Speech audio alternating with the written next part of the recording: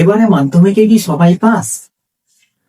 ছাত্রছাত্রীদের কি grace number দেওয়া হয়েছে? মিসম্যাচ প্রক্রিয়া কতদূর? সব প্রশ্নের উত্তর থাকছে আজকের এই ভিডিওতে।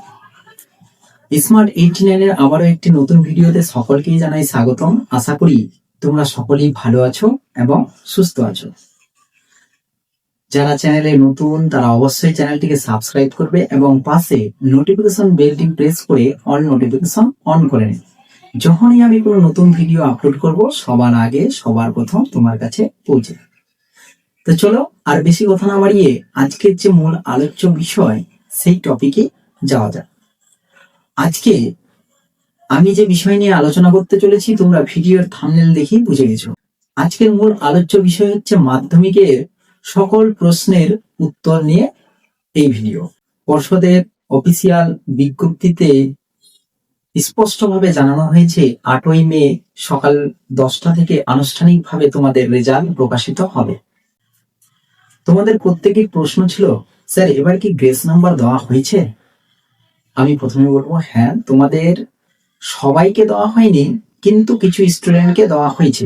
আমি যতদূর খবর নিয়ে দেখেছি স্যারদের কাছ থেকে, তারা আমাকে বলল যে সমস্ত স্টুডেন্ট 2-1 নম্বরের জন্য ফেল করেছিল তাদের খাতাটাকে পুনরায় চেক করে 2-1 নম্বর বাড়িয়ে দিয়ে তাকে পাস করিয়ে দেওয়া হয়েছে।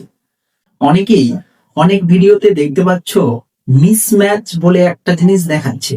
এই মিসম্যাচ সম্পর্কে তোমাদের কতটা ধারণা আছে আমি জানি না, তবু আমি বলছি মিসম্যাচ প্রক্রিয়া হচ্ছে কোনো স্টুডেন্ট ধরো প্রত্যেকটা সাবজেক্টে 80+ নাম্বার পেয়েছে, কোনো একটা সাবজেক্টে ধরো 30+ কিংবা 30 থেকেও কম নাম্বার পেয়েছে। এমন তো অবস্থায় সেই খাতাটিকে পুনরায় চেক করা হয়, এটাকে বলা হচ্ছে মিসম্যাচ।